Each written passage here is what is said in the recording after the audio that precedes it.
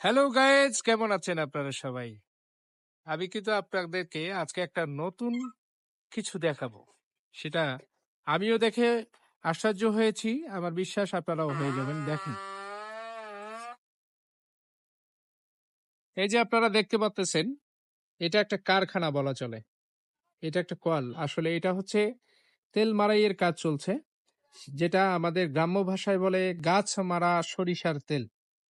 এই দেখেন কিভাবে মানে কেউ নেই এখানে, শুধুমাত্র আছে মানে যিনি টানতেছেন, ওই যে দেখতেছেন আপনারা যে গরুটা একা একা টানতেছেন।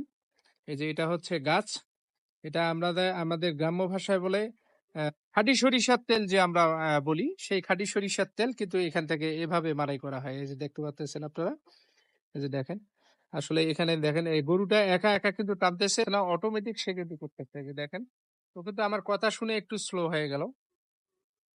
দেখেন, এই যে দেখেন, এই যে দেখেন, টোপায় টোপায় তেল পড়তেছে।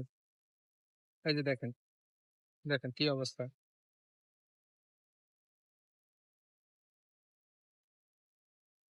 আপনারা দেখতে পাচ্ছেন এই যে রাস্তার পাশে।